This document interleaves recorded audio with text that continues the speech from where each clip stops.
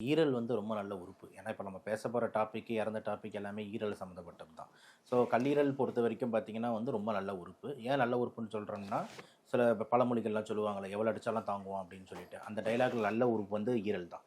எவ்வளவு டைம் நம்ம வந்து அத வந்து போட்டு ரொம்ப ஸ்ட்ரெஸ் பண்ணா கூட, திருப்பியும் நார்மல் ஆக்குறதுக்கான கெப்பாசிட்டி ஈரலுக்கே உண்டு. ஏன்னா, அதில இருக்கிற டிஎன்எஃப் ஆல்ஃபான்ற என்சைம்ஸ்லாம் லிவர திருப்பியும் நார்மலா ரீஜெனரேட். பட் ஆனா, ஒரு லெவல் வரைக்கும். எப்போ வந்து ஈரல நீங்க வந்து ஒரு லெவலுக்கு மேல மிஸ்யூஸ் பண்ணிக்கிட்டே அப்போ வந்து அந்த ஈரல் சுருக்க நோய்ன்னு ஒண்ணு அது பேரு தான் வந்து லிவர் சிரோசிஸ்ன்னு சொல்லுவாங்க.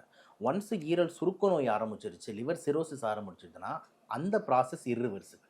அப்போ ஸ்டார்ட்டிங் ஸ்டேஜ் எல்லாமே ரிவர்சிபிள், அதாவது நார்மல் ஆக்கி. ஆனால் ஒரு லெவலுக்கு மேலே சுருக்கு நோய் ஆரம்பிச்சிருச்சுன்னா அது இர்ரிவர்சிபிளாக மாறி. அதுக்கு தான் இந்த இர்ரிவர்சிபிள் நோய்க்கு வந்து என்ன பிரச்சனைனா, அப்போ அதுக்கு ட்ரீட்மெண்ட்ன்றது வந்துட்டு உங்களுக்கு ஈரலை மாற்றி வைக்கிறது மட்டும். அது பேர் தான் லிவர் டிரான்ஸ்பிளான்ட்னு சொல்லுவோம். அப்போ வந்து இவ்வளோ நாள் வந்து நம்மளுக்கு வந்து அந்த சுருக்க நோய் ஆயிடுச்சு அப்படின்னும் போது அந்த ஈரலை மாற்றி வைக்கலன்னா மீதி இருக்கிற டைம் எல்லாம் அவங்க வாழ்கிற டைம் எல்லாமே ஈரலுக்கு காத்துக்கிட்டு இருக்க ஒரு டைமாக தான் இருக்குமே தவிர ஒரு க்யூர் டைமாக இருக்காது. அப்போது அந்த நோயால் அவங்க அவதிப்பட்டுக்கிட்டே தான் இருப்பாங்க.